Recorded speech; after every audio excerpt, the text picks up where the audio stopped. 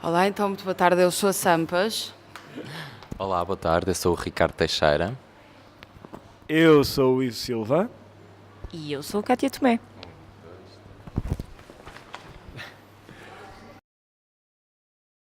Nós partimos de um texto do Tennessee Williams, o Subitamente no Verão Passado. Começámos por aí, no entanto, já nos afastámos tanto que eu não tenho bem a certeza do que é que... Bem, com certeza que o espírito da peça está lá, está naquilo que estamos a trabalhar agora, está nas improvisações e está em algum conteúdo. Não nos interessa de todo, isto também tendo em conta uma experiência que tivemos anteriormente com um texto de Chekhov que fizemos para o espetáculo Prato de Fundo. Nós, a certa altura, nós começámos também pelo texto, teatro clássico, e depois ficámos muito presos ao texto e sentimos que, a certa altura, o texto foi ali um entrave para muita coisa. E então não quisemos fazê-lo, não quisemos cair no mesmo processo. E então o que fizemos foi umas leituras muito iniciais, um estudo, não aprofundámos se calhar tanto o estudo, mas retirámos alguns conceitos da peça que nos interessavam e agora já abandonámos completamente a peça e já estamos noutra coisa. Sentimos que nos castrava um bocado e que se calhar precisávamos de mais liberdade. E então fica ali um ou outro conceito que achámos importante. De retirar conceitos. Sim.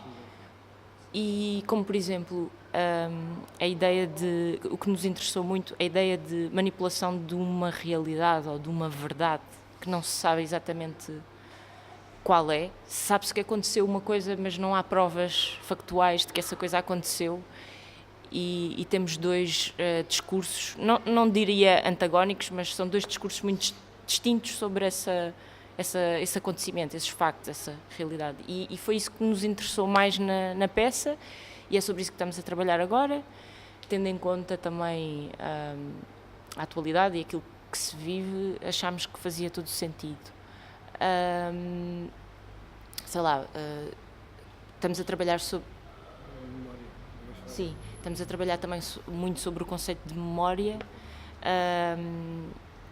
A memória é falaciosa, a memória é maleável, a memória está-nos constantemente a pregar partidas. O que é a memória? A memória é a história, é o que fica. O que é esta memória? A memória que temos hoje vai ser diferente da memória que temos daqui a 20 ou 30 anos. Enfim, é por aí. E pronto, sei lá, para outro exemplo, a questão das teorias de o que é o poder, por exemplo, o poder enquanto a autoridade que fixa esta memória. Sim, que acredita. Que acredita a memória, sim.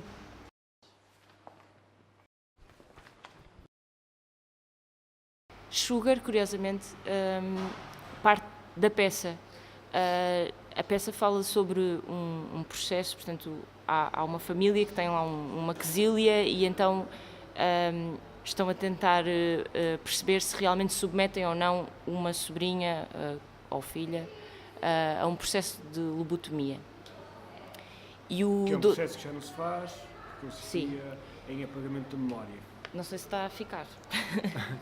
A lobotomia é um processo que já não se faz, foi proibido, porque consiste no apagamento da memória a partir de uma cirurgia, que na altura o Egas Muniz também andou metido... Foi um dos principais criadores em Portugal e investigadores da lobotomia.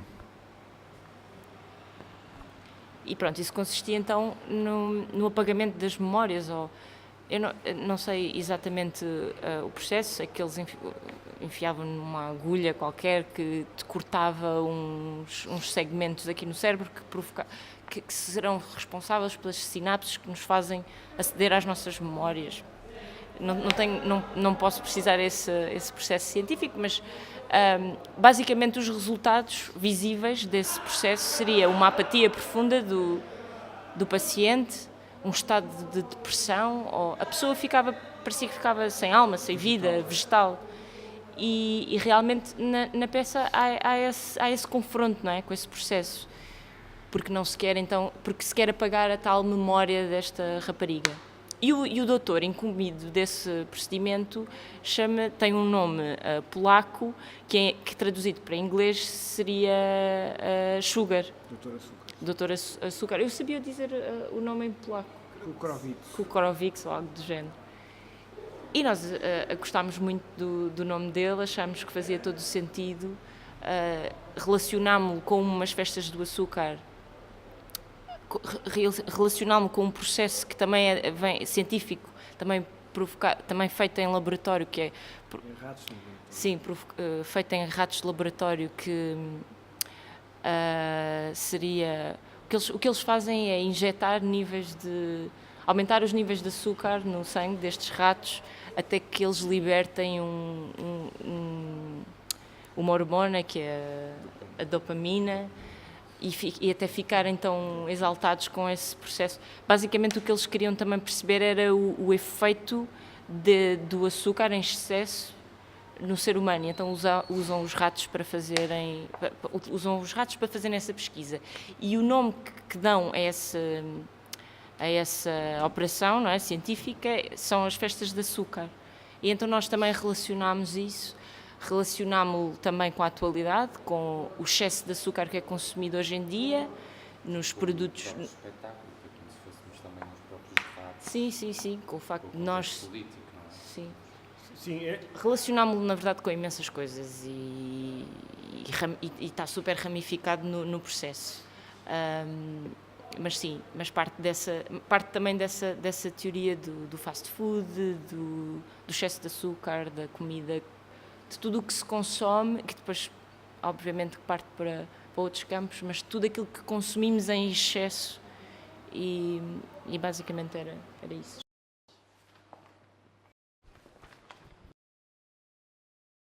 Esta festa do açúcar que nós estamos aqui a falar é exatamente a forma como começa o espetáculo, como uma espécie de ambiente de parque de diversões, de parque de diversões que ao mesmo tempo é um laboratório, porque nós queremos falar muito sobre a nossa memória, tanto memória pessoal como memória coletiva, como disse a Kátia.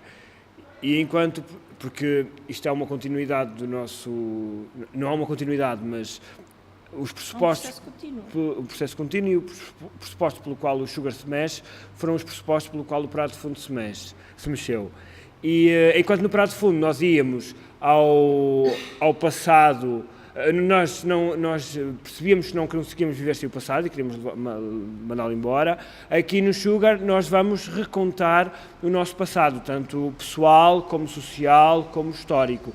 E vamos perceber que este passado, para além da nossa memória ser falaciosa, ou seja, cada um de nós lembra-se de uma coisa específica, cada um de nós tem uma versão...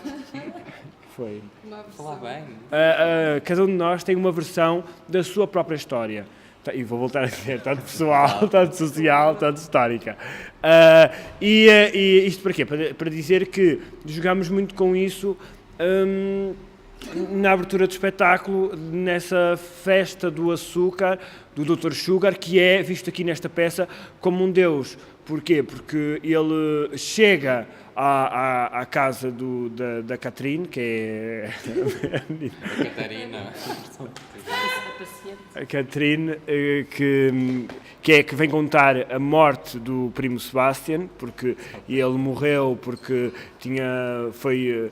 Conta ela que ele foi comido por meninos, que ele andava metido com ele e não sei o quê. Pronto, andava a fazer turismo sexual. E então desculpem. E então a mãe dele não quer que o filho seja visto dessa forma, porque ele ainda por cima é um poeta e quer fazer dele um rapaz casto. E então esse tal Dr. Sugar é chamado para vir escolher se faz a lobotomia à rapariga ou não. Portanto, esse Dr. Sugar, ao ter essa força dessa decisão, é visto nesta peça como um deus. Isto para dizer que a memória aqui é muito importante, porque nós ligamos a nossa memória histórica à nossa Portugalidade e à nossa e a nossa própria história de Portugal. Será que ela tipo ela não é de todo verdadeira e é apenas uma anotação incompleta dos factos? E então nós pegamos nisso e pegamos naquilo que a forma como é visto e como é mostrado Portugal hoje.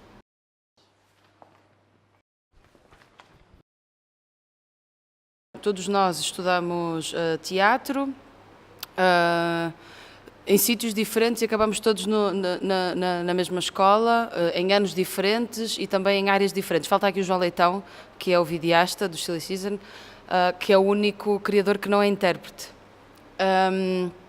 Portanto, quando nos juntamos, acabamos por criar regras para o coletivo, regras essas que anulavam a hierarquia, onde todos teriam uma voz ativa. Portanto, não havia para além da hierarquia, não havia também um lugar à partida determinado para cada um. Sabíamos que 4 de nós somos atores e gostávamos de dar o corpo ao manifesto. Sabíamos que queríamos criar, que queríamos ser criadores e fazer teatro. Portanto, a partir daí, com essas ferramentas, o coletivo foi-se desenvolvendo.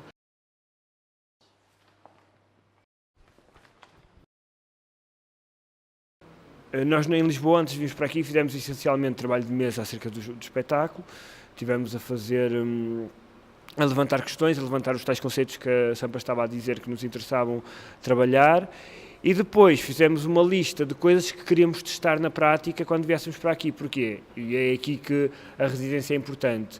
Em Lisboa, para além de nós não termos um espaço assim tão amplo para podermos experimentar, também, mesmo se o tivéssemos, em Lisboa é onde nós estamos a viver. Então há sempre coisas a fazer, há sempre sítios onde ir e uma residência faz com que tu estejas num local só a trabalhar para aquilo e o trabalho é muito mais sai muito mais consistente e com uma continuidade muito maior.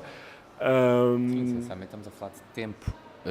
Só queria acrescentar que essencialmente estamos a falar de tempo para estar, tempo para que as ideias cresçam, sobretudo, para que tu estejas aqui e não seja tudo a correr porque tens que ir dar aulas, porque todos também darmos aulas, ou tens que ir a uma estreia, ou qualquer coisa assim. Ter tempo, tipo, estar aqui, se quiseres almoçar, tipo, mais tarde, e podes fazê-lo e podes estar ali naquela performance a experimentar, a voltar a experimentar e a falar sobre ela, e voltar a falar sobre ela, e perceber em que moldes é que ela pode adequar-se ao espetáculo. Nisso é muito importante mesmo a residência artística.